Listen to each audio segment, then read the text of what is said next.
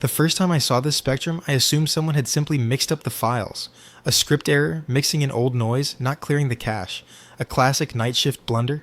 The screen was filled with familiar radio noise, broadband noise, thin lines of satellite transmissions, characteristic radar pulse bands, rare short bursts resembling thunderstorms. This was Earth.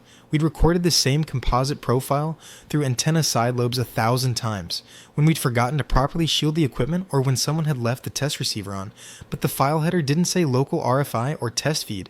It listed an object with coordinates far beyond our atmosphere. RA, deck, redshift, observation, time, and most importantly, the flag, confirmed astronomical source. I sat in front of the monitor for a long time, trying to convince myself it was just the metadata going haywire. At night, everything that can break does.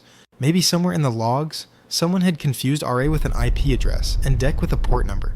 I even started writing a letter to the engineers and had already typed, "It seems we have something strange with the metadata association," but stopped somewhere in the middle, because at the bottom of the window right under the graph, a line glowed that sent shivers down my spine, cross-checked with backup backend. Identical. This meant the data had passed through 2 independent control and processing paths and matched down to the last bit. Not a bug, not a failure in a single server. 2 independent ALMA systems told me the same thing. This spectrum came from space. I hesitated to call someone. At first, I simply quietly downloaded the raw data, double-checked the calibrations, and made sure the antenna was indeed pointing at the right part of the sky at that moment and not at the nearest relay tower. All the checks stubbornly showed the same thing. The source was distant, not atmospheric, not local. We were looking deep into the system, roughly in the plane of Earth's orbit, but a few degrees ahead of its trajectory. There's nothing special there, according to high school mechanics. Emptiness, a bit of dust, the occasional asteroid, the scattered light of stars, but our receiver saw a second Earth there, or at least its radio shadow. When I finally showed the results to Angel, he initially reacted the way all normal people do and asked to believe in a miracle.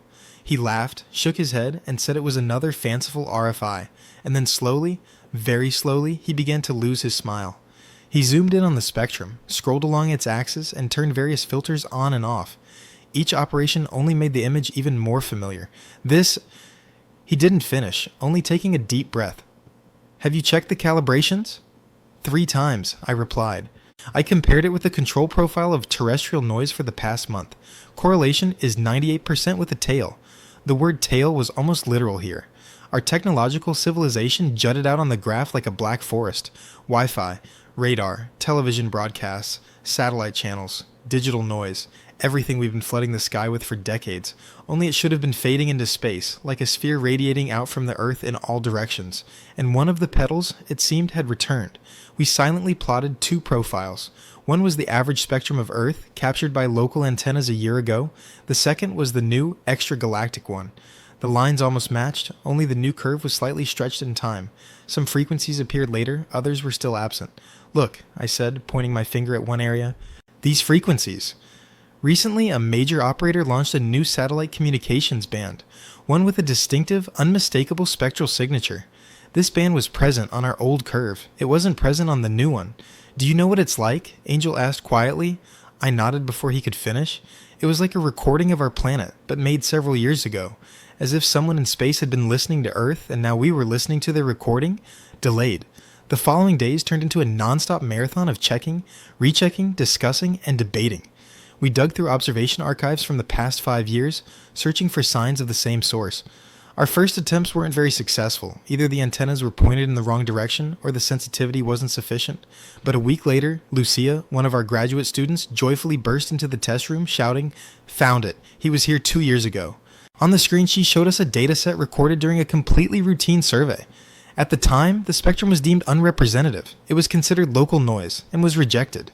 But if we superimpose it on our current curve, it becomes clear that it's the same source, only an even older version.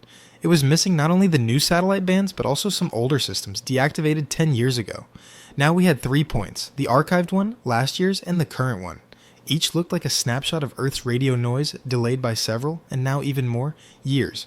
The difference between them and our local profiles was an almost perfectly linear function of time, and all of this emanated from a section of orbit approximately 180 degrees ahead of us, where, in an ideal 2-body world, the hidden Lagrangian point L3 would hang, permanently obscured by the sun. Of course, the real solar system is far more complex than the one in the classroom.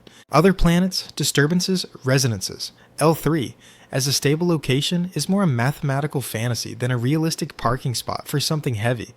But that was little consolation to us in those days. When we first voiced the radio double hypothesis at a closed seminar, a heavy, viscous silence hung in the room. Some nervously tapped their pens on the table, others looked away. No one wanted to be the first to state the obvious. If this is a reflection of the Earth, it must be bouncing from somewhere. If it's not an echo, then it's a transmitter, replaying our history frequency by frequency. Two main lines of interpretation emerged. The first was cautious and almost reassuring. It could be a cosmic mirror, some kind of plasma cloud or magnetic structure that, through a strange geometry, re-radiates our signal back. The mechanism is unclear, the geometry is monstrously unstable, but theoretically, strange resonances sometimes appear in the chaos of the universe. The second line was far less comfortable. It stemmed from a question asked one evening by the person you least want to hear. In our case, that person was an elderly professor from Europe who joined the discussion via video link. He listened attentively to all our calculations, silently examined the graphs, and only at the end leaned toward the camera and said, "You're cowardly avoiding a simple conclusion. If you have a signal very similar to Earth's noise, with a consistent delay and it comes from a specific point that remains directly opposite us through the sun, then the simplest explanation isn't exotic plasma, but that there's a transmitter and receiver there." Someone chuckled nervously, someone rolled their eyes. We religiously adhered to the tradition of not entering the little green men's out zone until all other options had been exhausted, but the professor continued, "I'm not saying these are aliens. I'm saying it looks like a system built by someone." And who? That's the next, much less pleasant question. The next day, we were visited by people you usually only see on presentation slides or at the signing of international agreements. They included representatives from agencies, the military, and some market security advisors who didn't reveal anything specific about themselves. Our internal servers received new levels of encryption, and access to raw data became a privilege reserved for a select few. The official internal version was: an unusual astrophysical phenomenon had been discovered that required further analysis, and publication was temporarily postponed to avoid premature interpretations. The unofficial version was much simpler. Until you fully understand what it is, no one will know. No Sci-Hub, no private chats, no interesting pictures on Twitter. From then on, I began keeping a strange, almost childish count. Every evening as I left the building, I looked at the night sky and mentally drew the Earth's trajectory around the sun. Somewhere out there, on the other side of the luminous disk, in a similar orbit, but eternally invisible to us, there had to be something. We, a tiny dot, and it, another dot, move in sync, always hidden from each other by the sun's fiery circle. Naturally, the first step was to try to construct a delay model. If we assume that the original noise is the sum of Earth's radio emissions, escaping in all directions, and that somewhere in orbit there's a surface receiver that catches it, records it, or immediately re-radiates it, then the delay between our local curve and what ALMA sees should correspond to the distance between Earth and this object, multiplied by the speed of light. The calculations were uncomfortably precise. A profile difference of several years fit perfectly. With the distance a light wave traveled from Earth to a point on the opposite side of the orbit and back along a slightly longer trajectory, assuming the signal didn't return directly but passed through a third-party node somewhere further, outside the system. It turned out that the radio double wasn't just picking up on us, it was embedded in someone else's network. We began digging deeper, comparing specific events. For example, powerful bursts of radio noise during major solar storms, when ground stations become especially active, compensating for the interference, or network outages during major disasters. In all cases, the delay remained nearly constant, varying within minutes or at most hours. This meant that the distance to the relay point was either stable or controlled. At one point, one of the analysts voiced a thought I'd been secretly pondering for hours. If it's a repeater, it doesn't just play noise, it can edit the feed, insert, cut, amplify, mute. To test this terrifying possibility, we chose a short period of time with a pronounced pulse, a powerful radar test conducted several years ago over the ocean. The pulse was oriented upward, and some of the energy inevitably leaked into space. In our logs, this burst appeared as a thin, bright spike. In the radio double recording, we expected to see it with a corresponding delay. He was there, but not alone. Instead of a single spike, a whole series of rhythmically repeating spikes appeared at the right moment. The structure, on a millisecond scale, replicated the original pulse, but was stretched and multiplied. It was as if someone had taken our original signal, broken it down into blocks, and played it back as a code sent onward. After that, it became even more difficult to sleep. I don't know what exactly we expected from a world where a radio mirror was suddenly discovered. Perhaps a majestic, philosophical discovery. We are not alone. We are part of a vast cosmic radio choir. The reality, as is almost always the case, turned out to be less romantic and far more disturbing. The picture that gradually emerged from our analyses resembled not a concert, but a surveillance network. Somewhere in our orbit, hidden behind the sun, there could be a node, be it a station, a platform, or something entirely different. It's been listening to Earth for decades, judging by the delay. Everything we shout into space on our miserable megahertz and gigahertz is collected there, packaged, encoded, and sent onward, perhaps to more distant, colder, and more patient receivers. We are not the source, we are the sensor. And only now for the first time have we seen our own shadow on the wall. Officially, of course, no one was ready to formulate it so bluntly. On paper, it all looked more modest, a possible radio reflection anomaly potentially related to an unusual plasma structure. But what was discussed in closed correspondence at night was far more straightforward. Who built this system? When? And most importantly, why? 3 classes of hypotheses have been proposed. The first is natural. We may be dealing with a unique plasma configuration of the solar wind, stabilized by a peculiar resonance with the Earth's orbit. In such a gas mirror, our radio noise could indeed accumulate and be re-emitted. The mechanism is absurdly complex, but until proven otherwise, astrophysicists are willing to sacrifice their own peace of mind for the sake of preserving the ideal of a natural explanation. Second, artificial but terrestrial, an old theory about top-secret military projects placing giant structures at Lagrange points, something like a global radar or passive eavesdropping system. In that case, the system could have been built by us, but so thoroughly classified that even those who build world-class telescopes don't know about it. This explanation seemed more terrifying to many than the alien one. The third, artificial, unearthly, a node of an alien network that integrated Earth into its surveillance system, long before we learned to look at the heavens with anything other than our eyes. I clung to the first and second versions for a long time. They were imperfect, requiring wild assumptions, but at least they didn't completely destroy the familiar picture of the world. And then, new data arrived that knocked the stool out from under these fragile constructs. One night, we noticed a thin, barely discernible line in the radio double spectrum, which wasn't present in our own noise. It appeared regularly, roughly every few hours, and had a strange, almost perfect structure. This line looked like broadband noise, overlaid with a distinct, repeating pattern, something between a ping and a synchronization marker. We tried to find an equivalent among all known terrestrial protocols, from military to amateur. Nothing. The most disturbing thing was that in subsequent observations, this extra line began to appear in our local noise as well, with the same delay with which the radio double usually repeated our signatures. The order had been reversed. Now it wasn't just reflecting us, it had begun to add its own to our radiosphere. In other words, the signal, coming from an unknown source, first appeared at that distant point, and after a time corresponding to its distance from Earth, it appeared in our ether. It was as if the node on the opposite side of the orbit was not only listening, but also beginning to speak. At first, we assumed it was a local invention, a new communication standard, a new synchronization system, temporarily tested in limited areas. But the more we searched for its sources on Earth, the more we came up empty-handed. Not a single known station, not a single satellite, not a single experiment would admit to being the author of this strange rhythmic whisper. One night, as I was once again considering my options, I suddenly remembered a childhood horror story about a mirror you shouldn't look into for too long. They say that if you stare at your reflection for too long, it will begin to behave independently of you. It will smile when you're serious. It will blink when you're still. For decades, we've been shouting into space, not really caring what our reflection looks like, and now, it seems, the mirror has decided to smile first. The real point of no return was an experiment we were forced to conduct, even though half the team was strongly against it. The idea was both simple and terrifying. Send a deliberate, clearly artificial message into the air and see if it would appear in the radio double with the expected delay. And if so, would something come back in response that we hadn't sent?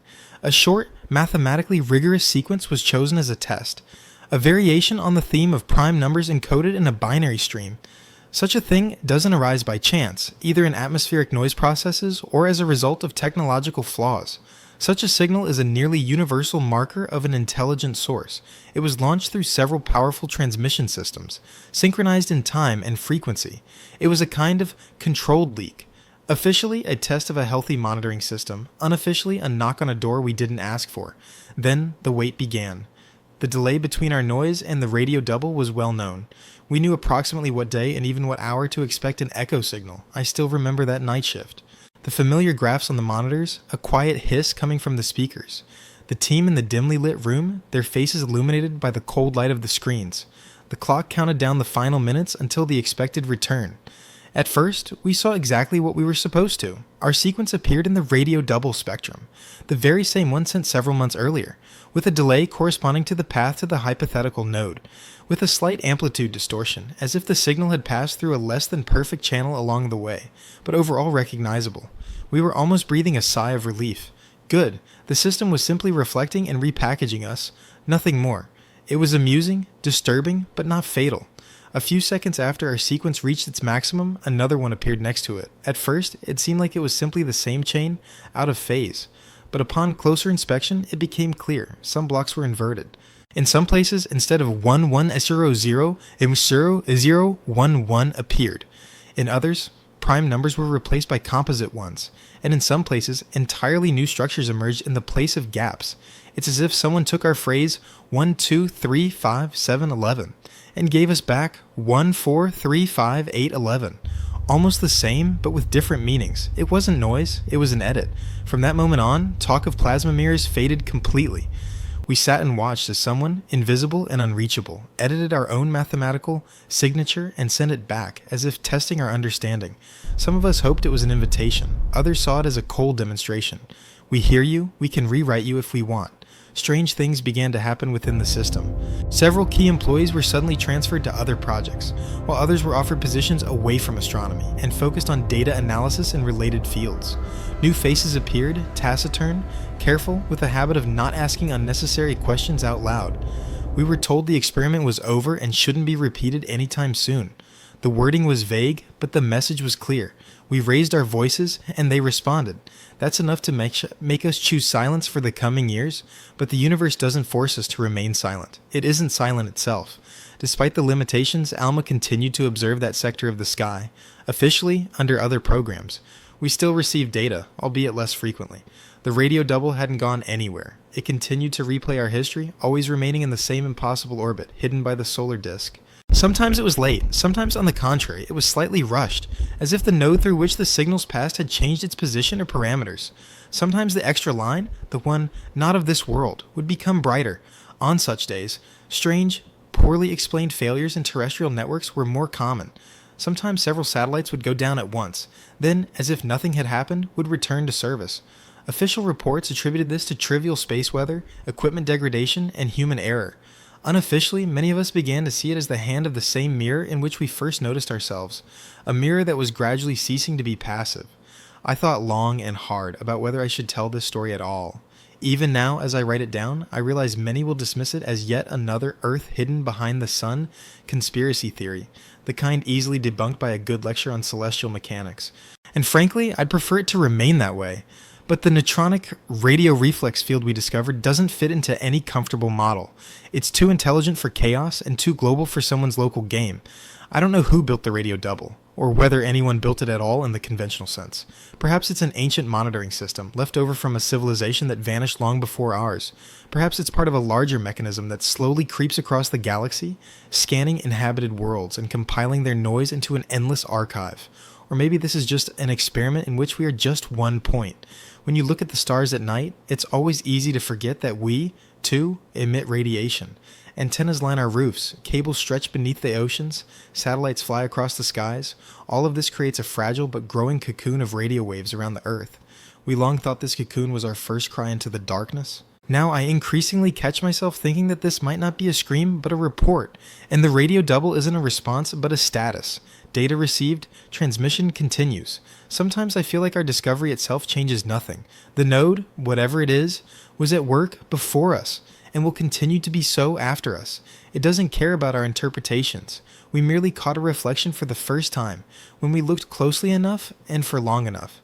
But on other nights, when ALMA whispers into the cold Chilean air and the familiar spectrum appears again on the screen, with its tiny differences, its new extra line, its next careful adjustment, I become truly scared. Not from the thought that we are not alone. I have been prepared for this for a long time, and from the thought that we have already been counted a long time ago. The first time we actually tried to look at it directly, everything almost fell apart out of nowhere. The idea was simple and foolish, like all dangerous ideas. If the radio double is located somewhere around the notional L3, then at rare moments the orbital geometry allows us to peer slightly from the side, when the Earth isn't directly opposite the Sun, but slightly offset. not to escape the shadows, but at least to peer beyond the solar disk, using gravitational optics, clever filters, and combining data from several observatories simultaneously, including those not reported in scientific papers. We were gathered in a small, windowless room where half the people didn't even introduce themselves by name. We sat over printouts of tracings, ray diagrams, and diagrams of how ground-based telescopes interact with orbital platforms. The plan was designed so that no single link in the chain knew the whole picture. ALMA provided millimeter wavelength data, several optical and infrared telescopes were to operate at the edge of the field over a very narrow zone, and one military platform was to detect subtle changes in the structure of the solar corona. On paper, it all looked almost beautiful. In reality, we were preparing to look where no one had ever truly looked before. Observations were scheduled for a couple of hours when the orbital configuration offered us the best chance. It was like trying to peer between curtains when the owner accidentally left a gap. The sun appears to us as an opaque disk, but to the space around it, it's just a backdrop. If you carefully consider diffraction, scattering, and subtle distortions, you can extract from the noise a structure that seemed like a mirage in the summer. When the first data came in, everyone fell silent as suddenly as if the air in the room had been turned off. At first, everything was as expected. The solar corona, coronal mass ejections, the jagged loops of magnetic arcs, the noise of photons dancing in a semi-molten vacuum. And then, against this chaos, a form began to emerge, so perfect that it was tempting to dismiss it outright as an algorithmic artifact. It wasn't the silhouette of a ship or a clear geometric figure, rather it was the absence of noise where chaos should have been. A narrow, elongated region of anomalously smooth background, as if someone had cut out a piece of randomness and filled it with a perfectly smooth, statistically sterile field.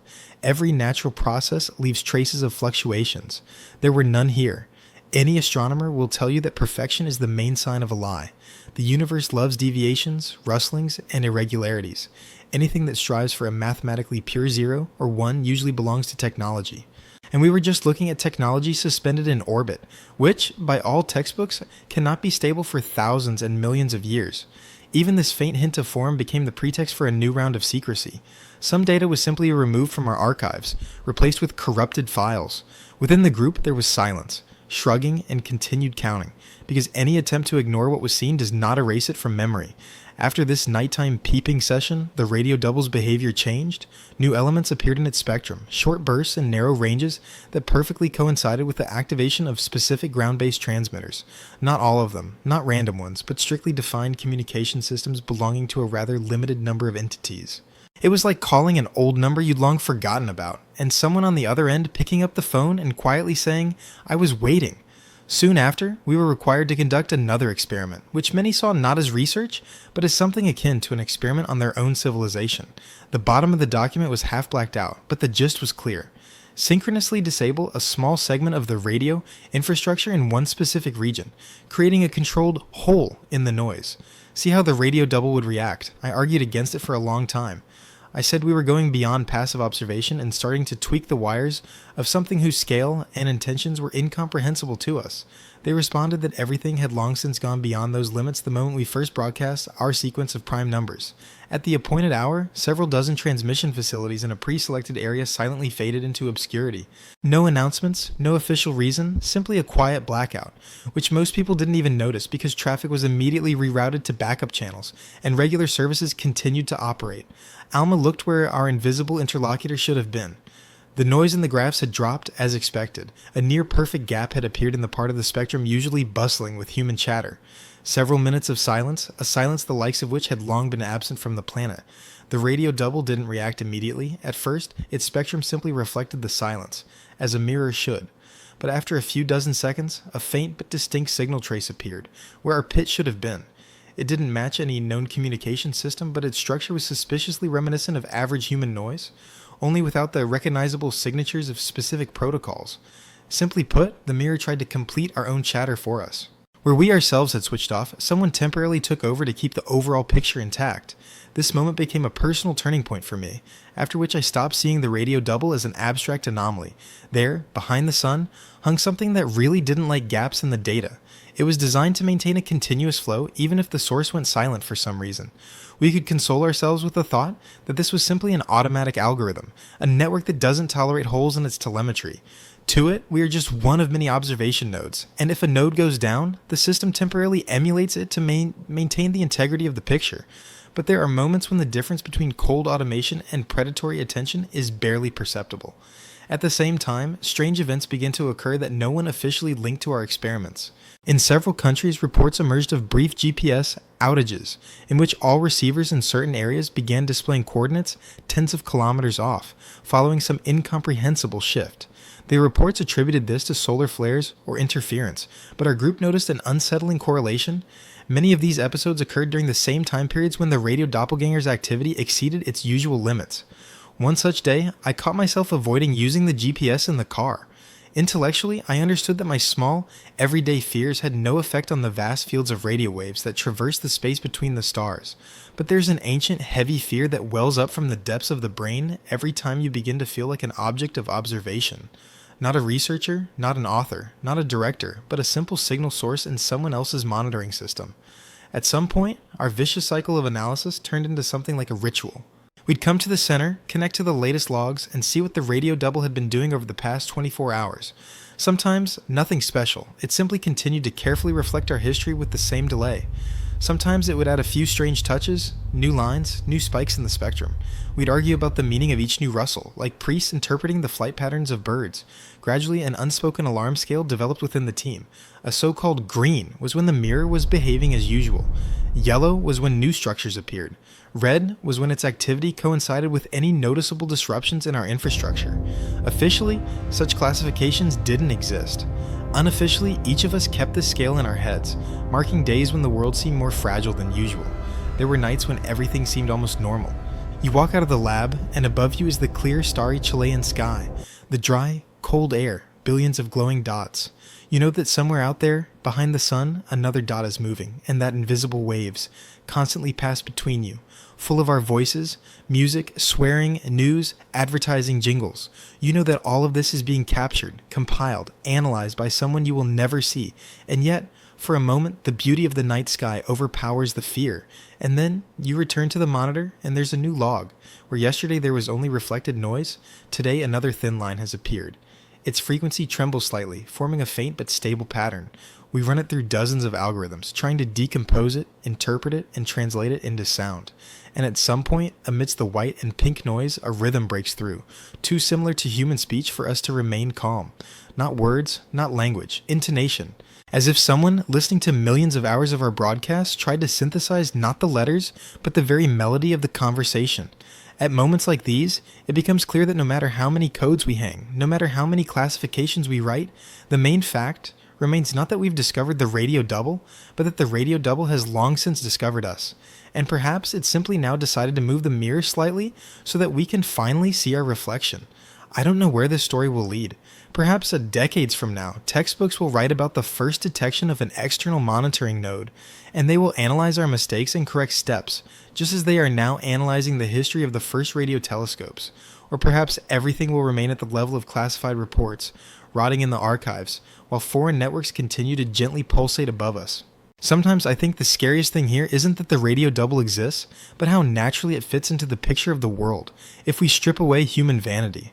Of course, a complex ancient universe must have observation systems. Of course, every noisy planet eventually becomes just another sensor, another data collection point. Of course, somewhere there must be nodes that collect these signals, clean them, combine them, and send them on. We hoped our first contact would be a dialogue. It turned out that perhaps it had been going on for a long time, but in a form in which we were not the main characters, but merely another source of data in someone else's report. And the radio double hanging in the sun's shadow was merely a reminder. Someone had long been writing the history of Earth, not in words, but in spectra. And every time ALMA picks up that familiar noise from that impossible point in its orbit, I catch myself thinking, blood-curdlingly, we're not at all sure that this mirror reflects only our planet. Perhaps one day, something will appear in the spectrum that doesn't yet exist on Earth, or doesn't exist anymore.